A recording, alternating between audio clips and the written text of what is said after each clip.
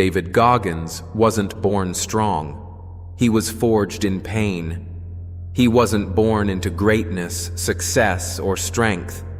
He was born into violence, fear, and silence. His childhood was a war zone, physically abused by his father, poor, and drowning in self-hate. He was the kid everyone counted out, the one who couldn't read, who was obese, who cleaned cockroaches at night in a fast food restaurant just to survive. But what most people would have used as an excuse, Goggins turned into fuel. He said, "You are in danger of living a life so comfortable and soft that you will die without ever realizing your true potential." And that's what scared him more than pain, wasting his life. One night, he looked in the mirror, weighed almost 300 pounds, miserable, empty, no direction. And he snapped. He decided to change. Not slowly, not someday, right now. But the road was hell. He had to lose over 100 pounds in less than 3 months just to qualify for Navy SEAL training. People told him it was impossible. He trained while his body broke down. He ran on fractured legs. He studied for hours even though he had a learning disability. He pushed through failure after failure. And when he finally got into SEAL training, he failed twice. Most people would have quit. Not Goggins. He went back a 3rd time. That means he endured Hell Week 3 separate times, the most brutal military training on Earth. Sleep deprived, freezing, tortured by instructors designed to break the human spirit. But Goggins wouldn't break. He didn't just pass, he crushed it. Because by then, he had learned a truth that most people never discover. The mind is the battleground, and if you can master it, nothing can stop you. That's what David Goggins teaches the world, that it's not your body, not your bank account, not your past. The only thing that decides how far you go is your mind. He calls it the calloused mind.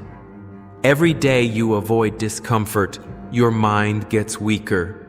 Every time you hit snooze, skip the workout, or run from fear, you're telling your brain, "I can't handle life."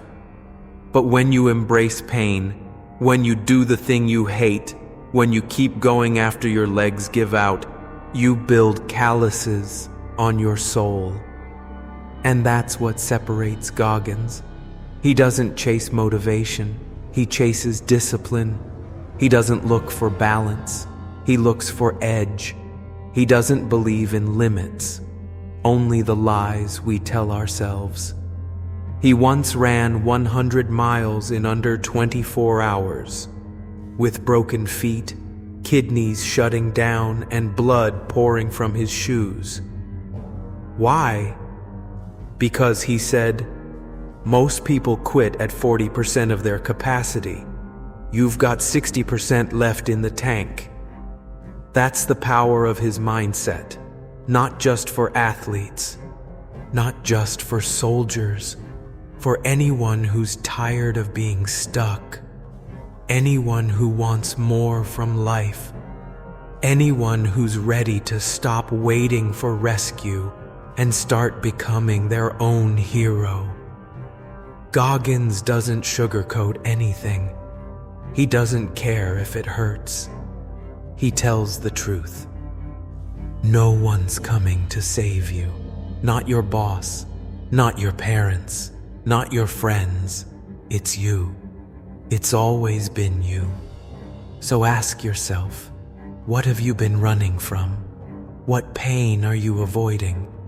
What greatness are you burying under comfort? Because pain is the path, not around it, not over it, through it. Goggins shows us what's possible when you stop being a victim and start being a warrior. When you stop making excuses and start making progress. When you stop negotiating with fear and face it. He says, be uncommon among the uncommon. That means, even in rooms full of excellence, outwork everyone. Even when no one's watching, push harder. Even when it doesn't make sense, don't stop. He's written best-selling books, broken world records, run ultra-marathons, and inspired millions, not because he's superhuman, but because he's the proof of what happens when you refuse to quit. And that's your takeaway.